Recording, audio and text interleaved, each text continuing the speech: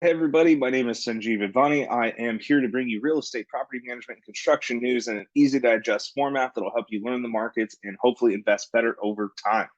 Today, I actually wanted to start with something quick. If you can just hit that thumbs up button, you can hit that subscribe button, or leave us a comment if you've seen any of our videos before. That would really help growing the channel. Moving on today, we're actually going to be talking about Mr. Dave Ramsey. A lot of people who have worked in or know of personal finance have heard of Dave Ramsey. Dave Ramsey is basically a financial guru for a lot of people as far as how do we get financially stable, right? I wouldn't say wealthy, but stable, right? And so a lot of his approach is based on cutting expenses. And if you go out for coffee, cut that out. If you go out for other to the bar, cut that out, right? Things like that. So this can obviously help a lot because if you're looking on a regular basis for new deals, for example, for insurance, then that can help you at annual basis save $1,000, $2,000 a year, right? Which is great. And that's what we want. Now, there's a other side of that, right? Because if you spend a bunch of time trying to figure out how do I cut this $1,000 or $2,000 a year out of my budget, but then let's say make $30 or $40 an hour and you spend a week and a half on that, then you essentially break even, right? And so there's only so much cutting that can be done that's going to eventually make you solvent, right? And so that's really important to begin with, right? Because when you're first starting out, you're not making a lot of money. You want to make sure that your expenses are in control and you're cutting those expenses as much as possible, as often as possible, and being as efficient as possible during that time. But essentially, what happens is really, I would say that you have to look at a bigger picture, right? And so, what we want to do is we want to cut out the things that are really going to destroy our income, right? So, for example, if we're going out on the weekends and we're spending $100 on Saturday night, $100 on Sunday night, or excuse me, Friday night and Saturday night, or hey, if you party on Sunday, good for you. But we're spending all of that money, and over the month, again, we're spending $1,000 or so, but we're only making $30,000 a year. Well, that can really hinder how much money you have to be able to stack away and play with when it comes to investing, right? And so that can really hurt you as far as growing out of that place.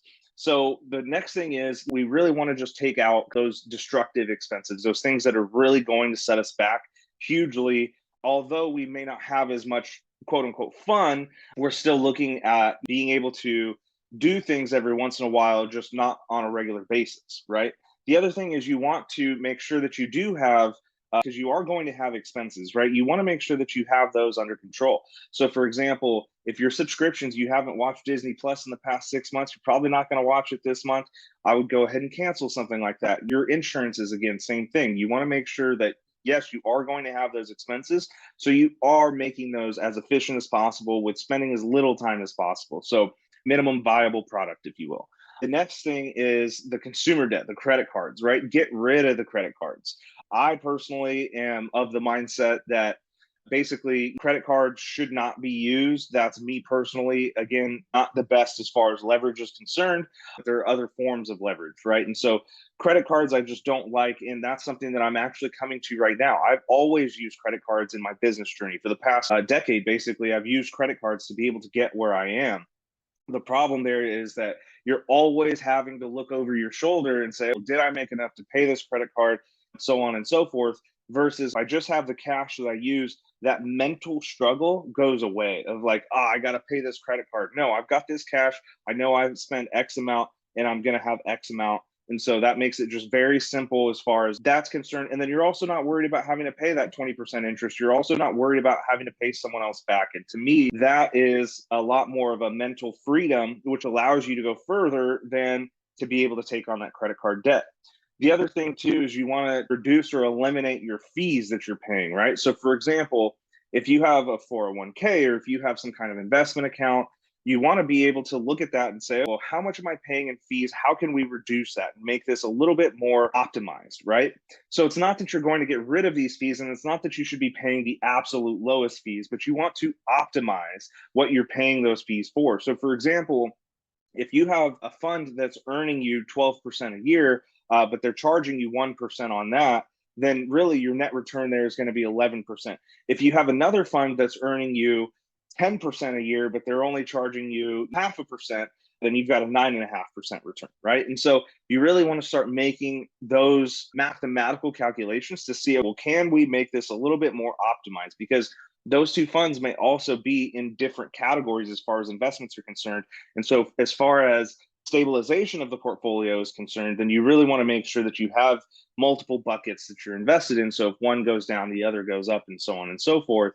But again, you want to optimize those fees when you're paying them. Another big fee is taxes, right? So you want to make sure that you're optimizing what you're paying in taxes, because that tax dollar that you're paying, if you're overpaying into taxes and you're getting a refund back at the end of the year, that means the government has that money all year long. They can use that money to make more money instead of you having that money all year long and you using that money to make more, right? Which obviously is going to take a little bit more time and a little bit of learning, but it's something that can be done, right? And if you want to do it super easy, essentially you just go to a Vanguard fund or an S&P fund. And I'm not an investment advisor, so do your homework.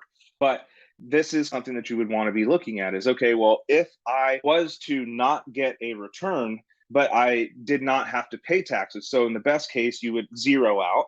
Then you get that extra, let's say 3,000 would have been your refund. You get that 3,000 that you can use all year long to then invest or at least save into an emergency fund. And now you've got security that you didn't have before, right? And that's a very simple way to do it, where you're not looking at, I got this huge refund back. Government's been using that money all year long to essentially be able to pay you that refund. And so you want to think about it, how do we optimize this as well? So again, looking at, yes, we are optimizing expenses. We are getting rid of as much as possible. We're getting rid of all of the waste. We're getting rid of the high interest stuff, right? However, we also want to be looking at how can we then increase that income, because that's really where you're going to start getting wealthy, right? Is you both sides of the equation. You're decreasing expenses, you're increasing income. It's not just decrease expenses and you will be wealthy, right? It's decreasing expenses and increasing income. And that's why I think that Dave Ramsey is really, really good for the majority of people, because majority of people are not looking to get wealthy. They're looking to be stable. And I think that his process does that very, very well. Right? You're setting up an emergency fund. You're setting up how to pay off all of the debt that you have. You're setting up how to pay off your house. So now your expenses are really low. You have a place to live. You have a car. You have all of these basics. And so then that way you're not really lacking or wanting for anything. However, you are able to keep that stability that you have, right? Versus people who want to be wealthy. People who want to be wealthy are going to say, okay, well, let me do that, but let me also learn how to increase my income, because if I can increase my income, then there's a lot more to the positive side than to the negative side, right? Because essentially you can decrease your expenses to zero, but you can't obviously go below that, right? And so let's say you have your expenses at $10,000 a month, you decrease those expenses down to $5,000 a month.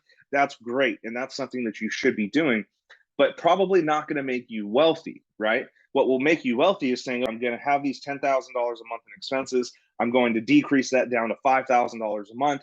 I'm going to use the $5,000 a month to invest in myself and learn and grow, build new skills, to take that income that I was earning of $120,000 a year and turn it into $240,000 a year, while simultaneously trying to keep my expenses at $5,000 a month. Because now you start to really see that engine turning, right? You get to use a lot of that income to be able to now really turn the fire up. And so that's really important. And if you did think this was valuable, please hit that thumbs up. Please hit that subscribe.